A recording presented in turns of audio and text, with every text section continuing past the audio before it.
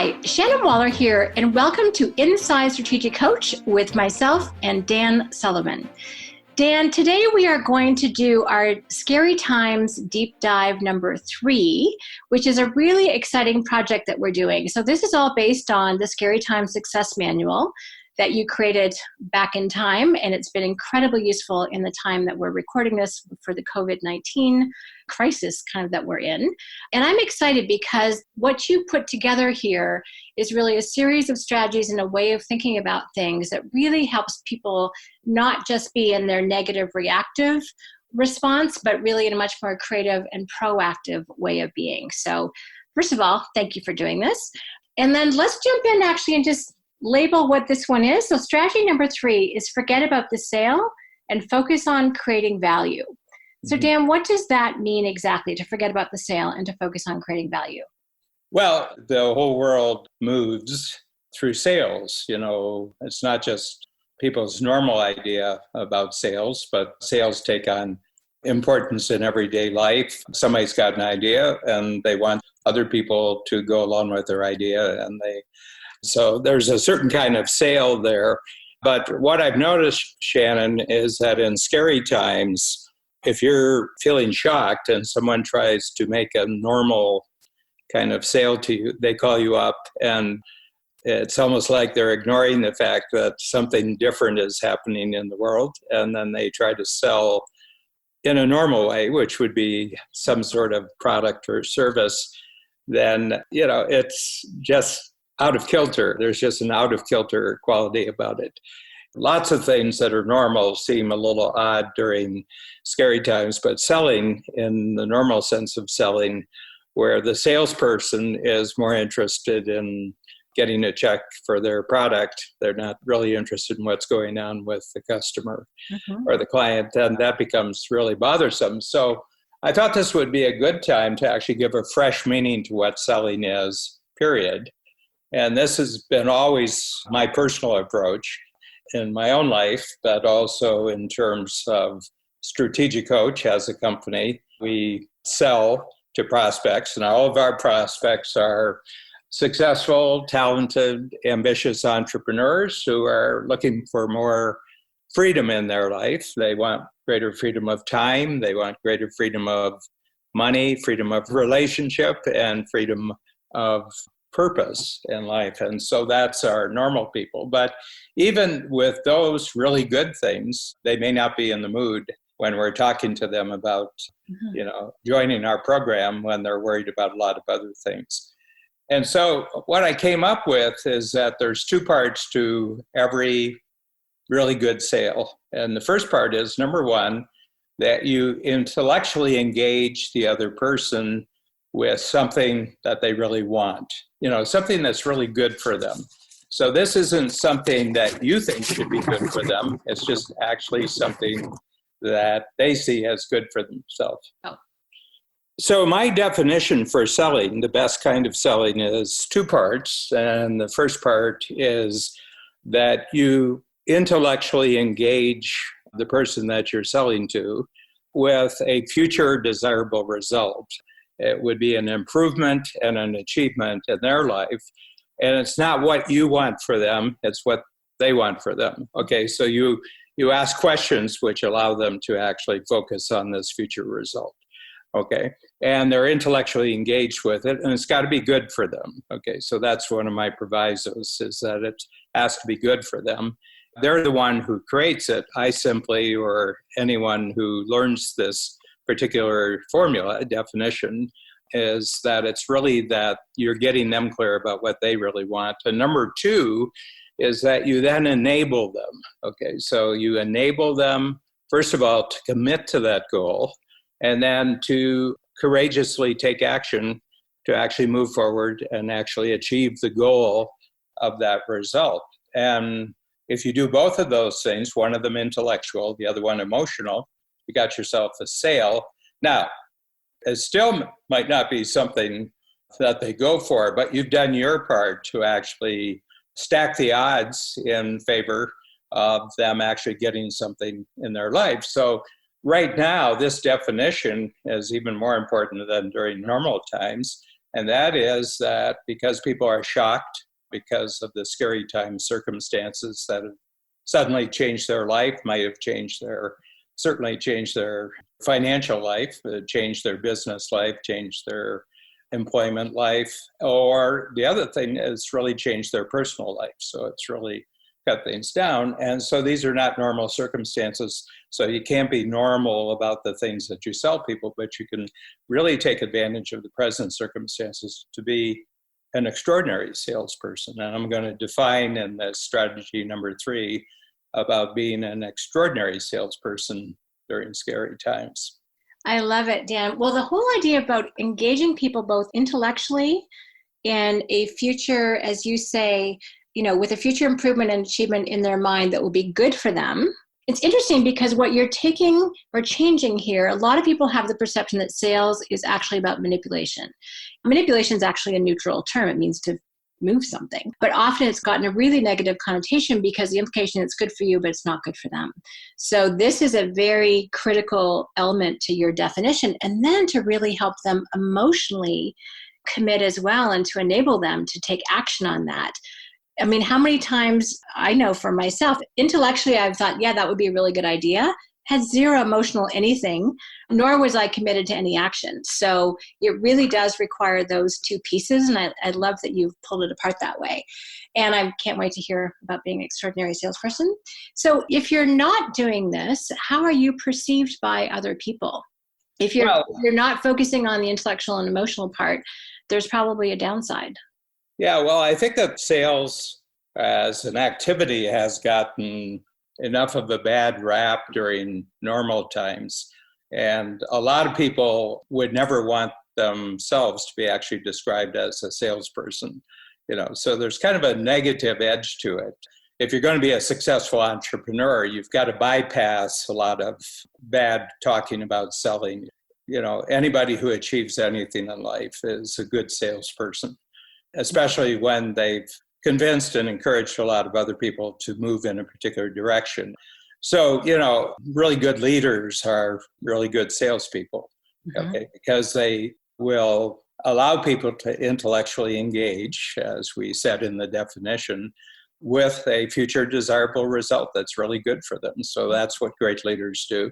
And the other thing is that they give them the courage to actually commit and then actually take action to actually achieve something as they're part of the vision that's taking place. But if you use a scary time situation to act as if it's normal and you're completely disregarding what may be happening in the other person's life, you're going to come across as kind of clueless. And that's not the worst of it. You're kind of tone deaf. You're just not picking up what's actually going on. You're kind of obnoxious, and you're going to come off as a bit of a jerk.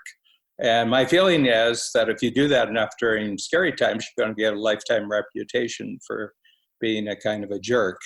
I can think of times in my own life where, not like the present situation, but it was just when something was going on in a particular place that I didn't really understand the context. And then I was trying to sell something. And usually in my world, I'm selling people on an idea, or I'm selling them on a learning program of some sort, because that's what a strategic coach is.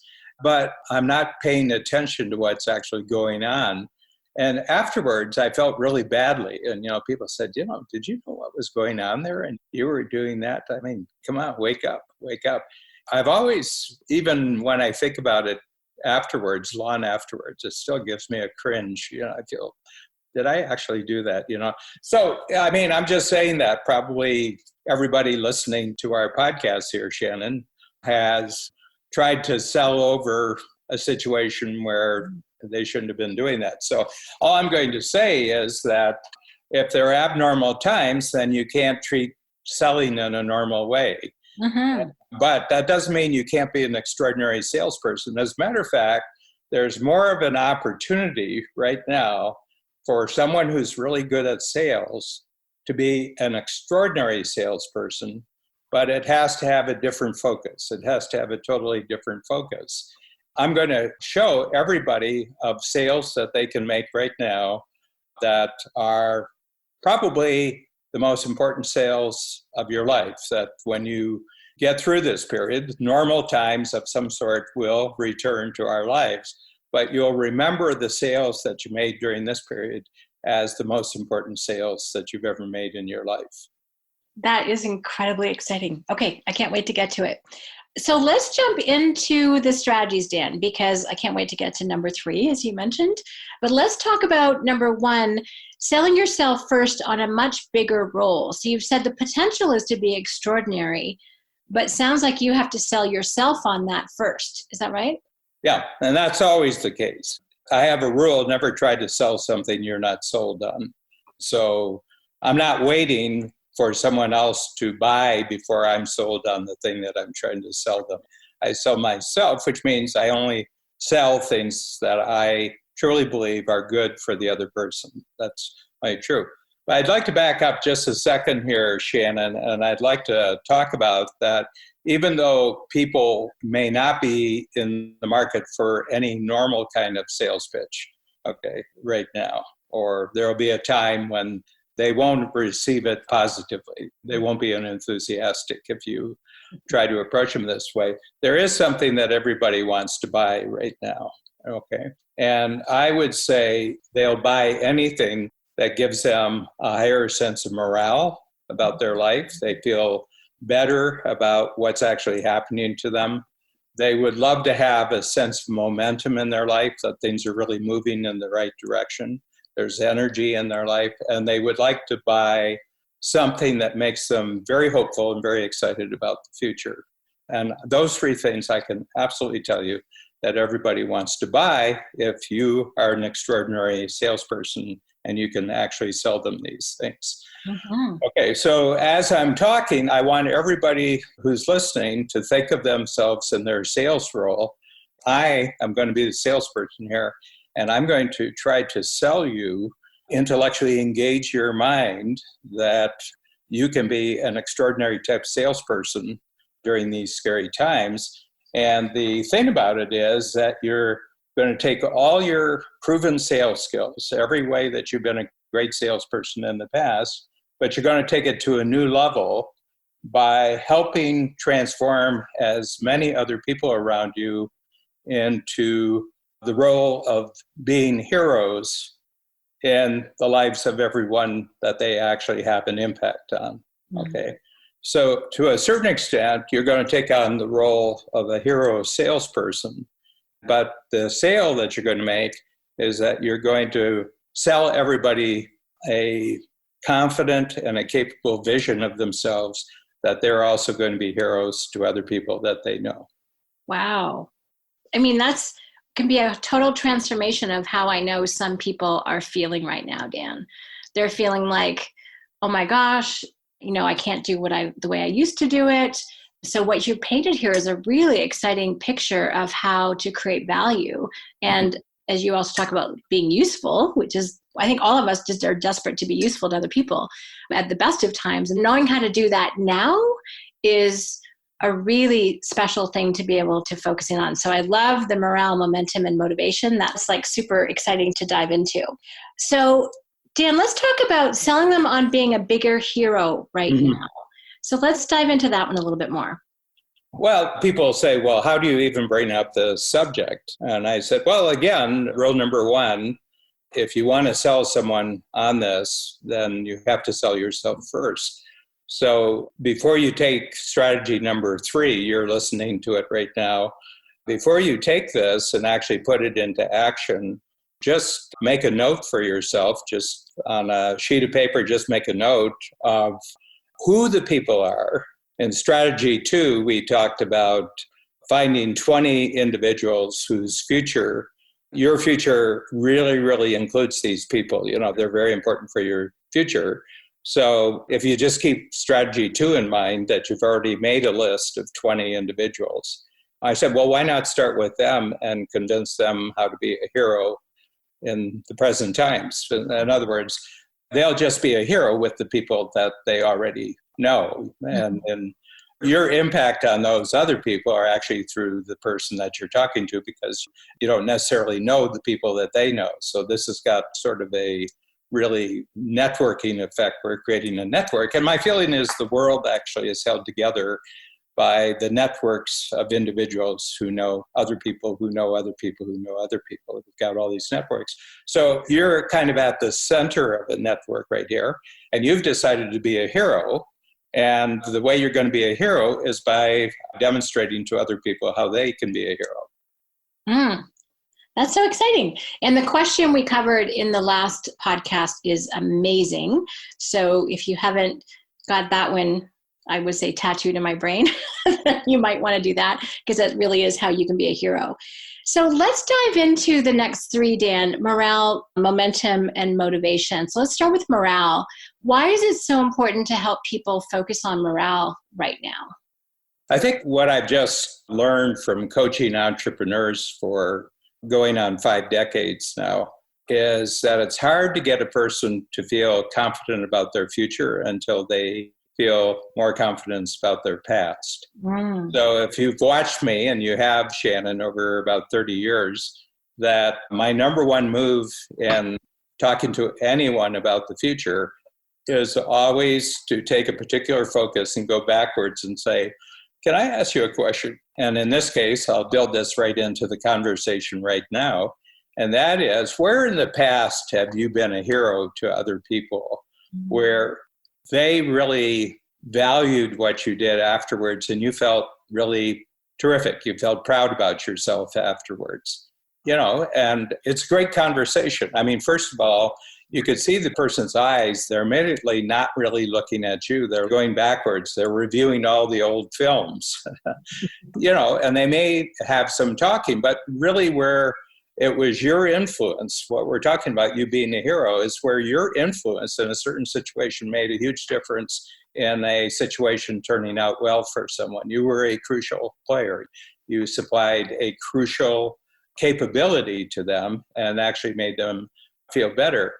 So it's very, very interesting what we're doing here. We're asking you to become a hero actually by taking on the role yourself and then talking to other people about taking the role on with the people they know.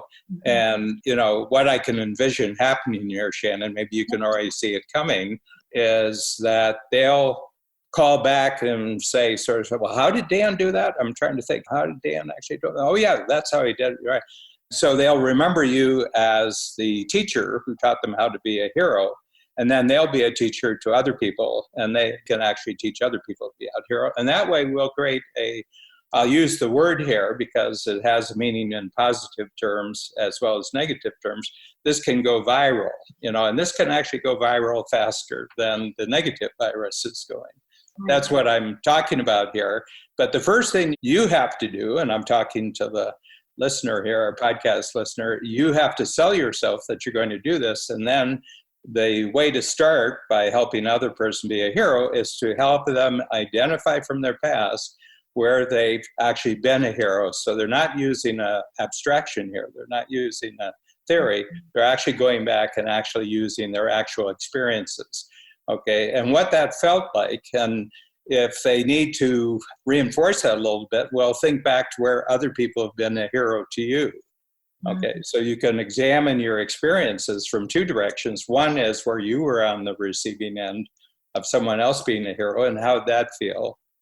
And then where you were the hero and they were on the receiving end, and how did it feel? And what kind of feedback did you get from them when you did that? Well, that immediately raises morale. I mean, I can't think of anything better than, hero is not one of those words that we use a ton.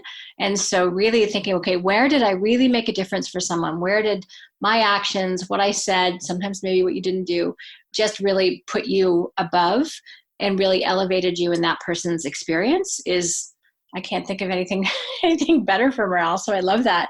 Can I say something about what you just said? Yeah. Hero is not a normal term in normal times, but it's the most natural term in scary times.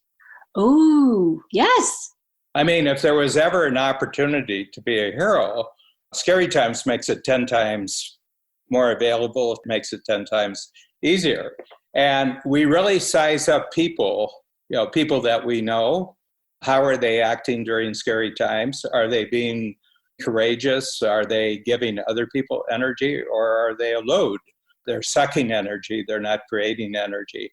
And we especially do that with people who are, quote unquote, leaders. In other words, they have a position of leadership. If leaders who have the status of a leader and have the authority of a leader and have the benefits of being a leader during normal times don't become heroes, during scary times, we never forgive them.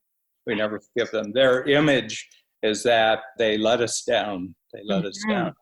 On the other hand, there are all sorts of people that we don't even notice during normal times who, when times get scary, they actually rise to the occasion. They really show up in the spotlight as someone who's really, really useful. And I'm noticing the really difference here. The public attitude toward celebrities having something to say about the certain situation, and they're being shot down. We don't want to hear from you. We don't want to hear from, people who are celebrities who are in the safety of their penthouses and their mansions making judgments. We don't want to hear about the celebrities. And there was an article I read, how easy it is for celebrities to become irrelevant when real character is needed, when real courage is needed. But on the other hand, there are all sorts of individuals who are virtually ignored. And I think of first responders, police, fire, but especially during this particular scary times, the first responders in the healthcare and medical field, and they're heroes. They're heroes, and they'll be seen as heroes. And there'll be all sorts of stories coming forth about people who have worked, right around the clock, who themselves were in danger of becoming infected with the virus, but their thought was just to actually make things better for the people who were afflicted. So it's an interesting time. I was saying, if you ever dreamed about being a hero, boy, this is your chance. This is hero time, maybe. I kind of love that, actually. I can think of some people on the team that have really been my heroes in the last week and a half, 2 weeks. Even like people who are deemed essential and need to keep working. At this point, cashiers and truck drivers are my heroes, as well as the first responders. It's like, I'm so appreciative that they are putting themselves daily in a risky situation. And, you and I have an easy choice to work at home, but that's not possible for what some people do. So I love that thought. A whole new cadre of heroes are rising because doing really important essential work, different than, entertaining us in our free time. So I think that's a really great point, Dan. Yeah, and I think it's going to really, really shift our thinking about who has deserved status in society when I'm out of this. I can't predict, at this stage what it's going to look like, but I can see the trend lines just in terms of the articles. It's a very, very interesting thing. I mean, personally, I'm a news junkie, and, I'm really passionate about world affairs and everything else. And I'm a reader rather than a watcher. So I don't watch television, but I read the internet and, thoughtful articles, observing certain trends that are happening on this point. And I'm noticing this trend towards people who actually do something that's valuable to other people are the heroes. And the people who are complaining and criticizing are not the heroes. Even though previously, in normal times, they get millions of downloads on their Twitter account. Now they're being shut up and say, if you don't have anything good to say, if you don't have anything useful to say, keep quiet. Yep. Anyway, it's really interesting. So, the first strategy then is to get them firmly connected with past experiences where they've been on the receiving end of being a hero and also where they've actually been a hero, because it tells them that just based on what they've already achieved and skills they've already developed and understanding they already have, they can now apply it to the present circumstances. And number two, that brings us to the present. And the present is based on what hero clearly defined itself in your life from your past, then what situations do you have immediately right now where you're already being a hero but didn't realize it? That's pretty exciting. Mm-hmm. So that means that you're actually asking them to see their own experience through a new lens, a new perspective. Yeah, well, to bring their experience, which they've kind of forgotten the circumstances, but to bring the actual lessons that they've learned from the past. And maybe they're getting clear about the lessons for the first time right now, but they're bringing it here and they're making it come alive in present circumstances where it's actually scary time. And that the thing that people will really buy now are the emotions that come with heroism. And one of them is morale. You're proud of what you're doing. Number two is that there's a sense of confidence because you can see that there's already momentum. You're already operating. So then you say, well, the things I'm already doing, I just have to think about them in a different way, that these are incredibly useful and valued during this time. And I may not, no one's perhaps told me about this, but that doesn't matter. You know from your past experience that this will be valued. So you're really learning here. You know, I'm a great believer that the most important lessons that you need to learn are the ones that you've already practiced in the past. And you're just bringing a past version of yourself up to the present. And it can be even more useful now because you have the advantage that you know it worked in the past and now it's going to work in the present. And it relaxes you. It actually get a sense of calmness and confidence about, you know, I can be a hero again. And doesn't matter how people are looking at it, it's going to be valued. And then the thing that you're really doing here is that what you're learning about your own hero experience, you're not going to ask other people to actually go in their past and say, well, where have you been a hero before? Shannon, just a week ago, we had the beginning of a new tool for our strategic coach clients, which is called Scary Time Skills. And the 5 times in your life where you've really been scared and why you were scared about this, and then what you learned from being scared, and then how you transformed it into actual skills. This is exactly the same principle here. And actually, that tool is available for everyone. So if anyone wants to go to strategiccoach.com, it's under our resources section, which is where we're putting all this really awesome stuff, Dan, that you're creating. So people can actually tap into that. As you're talking, I'm like, oh, I need to do this thinking for myself right now. So I can totally see this exercise playing out. I kind of want to sit down when we're done and just pencil out this because, I mean, we've all had, in my case, yours, decades and decades of experiences, but I haven't necessarily looked at them through this lens, as I mentioned. And it really does highlight what to do more of and also probably, for at least for me, what to do less of. And that does give me a sense of calmness and confidence. This is cool. But we're not even done yet. There's still one more. Oh, wait. There's more. I love that. Well, I just want to tell you the 2 payoffs so far. If you look at the past and then you show and you reveal to yourself, first of all, because you're the teacher here, you're teaching other people how to be heroes. But then you can see that actually a lot of really good things are happening right now. And the moment people can see that there's a real intelligence, there's a real value to what they're doing right now, they get a sense of momentum. They don't feel stuck. You know, I ran into, it's kind of funny, I went shopping at a local grocery store last night, and there's 2 stories about this. One is I met an old strategic coach client on the street.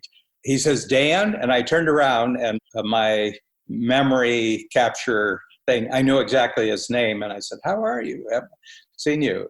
And he said, how are you feeling? And I said, well, we're real busy. You know, we're trying to be as useful as we possibly can to our clients right now and keeping morale up with our team. And, you know, that a month ago, we thought the future was going to look this way. And now we think the future is going to look differently. And we're trying to bring ourselves up to date every day with that.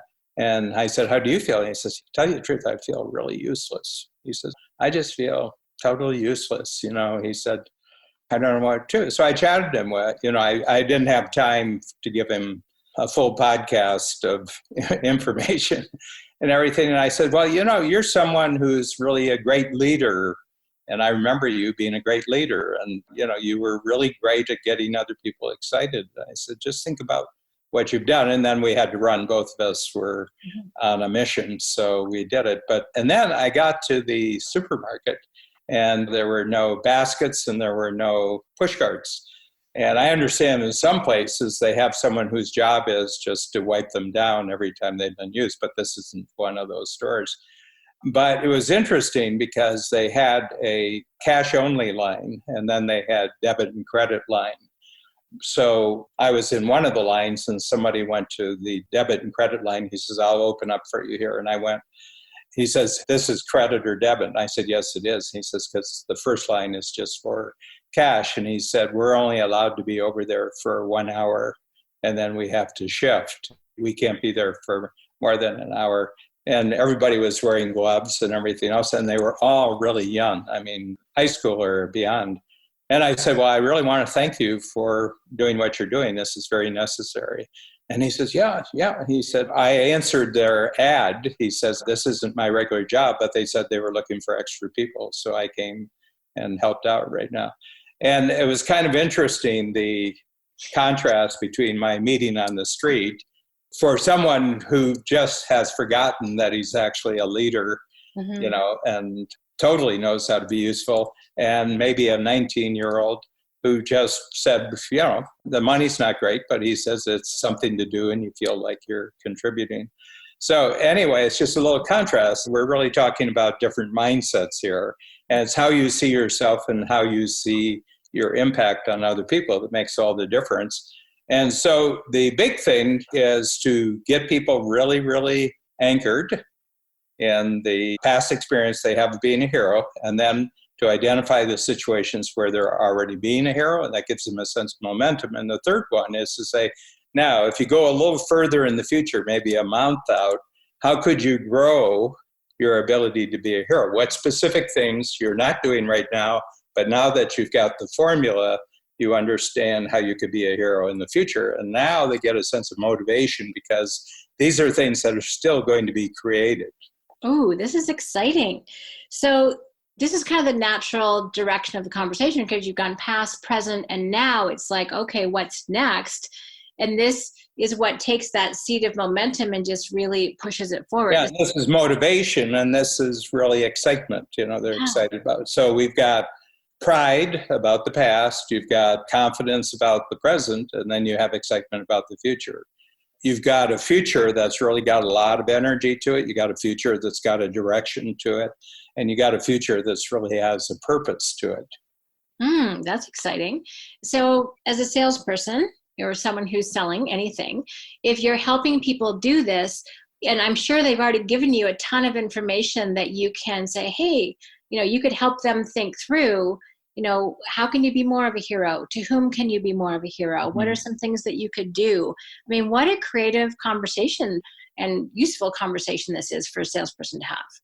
Yeah, and the thing is, I say to the salesperson, and they said, well, where's the money in this? And I said, wrong question. Wrong question. I said, no, come on. Stay with the melody line here. I said, you have to be enough of a risk taker that if nonstop for the rest of the scary times, you just do good and are remembered as a hero, that there's going to be money in this some way. People will remember you when normal times come back. The thing is, even in normal times, all of your money is in someone else's future anyway.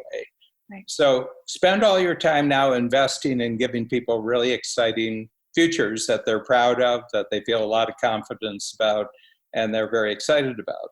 Things will take care of themselves. And besides, what else are you going to do? Stay at home and watch scary news reports? I mean, what are you going to do with your time as a skilled person who has great skills? What are you going to do? I'd say just use your skill. You're already a great salesperson. I'm just asking you to sell a particular thing that's 10 times more available to you during scary times than it is during normal times. This is so empowering, Dan. And it's interesting because you've written a book on, who do you want to be a hero to? But really highlighting that this aspect of being a hero is something that is so much more relevant in scary times, and helping people see that for themselves is how you can be a hero to other people, and that they're going to remember you as being someone who brought that out in them. And so you'll be a hero to them. This is the sale. You're selling people on their own capability of being a hero and then what their bigger future looks like. And you talked very eloquently in the last conversation, our last podcast, about one of the biggest dangers is people running out of future. And I would add to that, not having a sense of momentum, or like your old client just feeling useless. We have an incredible opportunity right now to help people transform their experience. And that is, as you say, the most important sale you can make. Yeah. Yeah, it's interesting. I mean, why do we read hero novels? Why do we go to hero movies? Why do we watch sporting events where the athletes are our heroes or the movie actors the hero? I'm sitting there saying, well, I never have any opportunity to be a hero. But it's interesting. As I said at the beginning, I wrote out our little outline for this podcast today. I said, Scary Times flips everything on its head. Everything that was on the top goes to the bottom, and everything that's at the bottom has the opportunity of going to the top. And none of the athletes are being heroes right now because there's no games. People aren't going to theater to watch actors and entertainers, either in live or in movie form. And all the people who are like television personality and they're heroes and late night comics, the jokes are all falling flat right now because usually they're making a joke about someone or something out there. And somebody said, we don't have time to listen to your making a joke of other people and insulting them. So we've got an opportunity to see a totally different world. And I have to tell you, Shannon, I was born during, as I mentioned on a previous broadcast, during one of the most climactic couple of weeks in the history of the 20th century was the couple of weeks before the actual Allied invasion of Normandy, France, in the Second World War. And I listened to heroes and hero stories after the Second World War when I was in grade school, and I met people who had actually been there. I said, gee, boy, people used to be able to be heroes. They used to have all sorts of scary times when they could be heroes, and we don't have that anymore. Well, here we are. You're completely right. What we did consider to be a hero in our normal, healthy, safe, leisure time, well, with some extra leisure time society, is the people who can entertain us. But now it's the people who are taking care of all of our safety needs and our physiological needs and our belonging needs. Those are the people that we really love and respect and want to emulate and really put up on that pedestal, not the ones who are just going to make us laugh at somebody else's, usually misfortune, one form of humor. So I think that's a really great point. It reshifts our values a little bit. And I think if there's a silver lining, that's definitely going to be one of the things that's emerged as we start paying attention to actually what is essential and what is truly meaningful over the long term. What we're seeing now are some of the unsung heroes. Now it's like they're getting their due finally. It's kind of exciting. Yeah. And the truth is we all want a normal life to come back as quickly as possible. But I have to tell you, if you've spent the scary times really well, in other words, you're proud of how you spent the scary times, you develop new insights and new capabilities, and you've got a track record of really helping everyone that you could help during this period of time, the normal times will be a lot better after the scary times than your normal times were before that. What a powerful opportunity this is, Dan. Thank you. Mm-hmm. Great. And it's free. It's available. I don't think there's a person listening to us that doesn't have immediately 10 to 20 opportunities to actually decide to be a hero and show other people how to be a hero. I would agree. And I think that's not only externally with our clientele and our prospects, but also with our teams and with our families and our friends. I mean, this is just a great exercise that goes beyond even business, which is exciting. So that whole idea, Dan, about forget about the sale, focus on creating value. And the way to do that is to really tap into morale, what people are proud of, and momentum, what they can be confident about in the present, and then really excitement about the future in terms of motivation. Great conversation and path to follow in order to come out of the scary times winning. Thank you. Thank you, Shannon.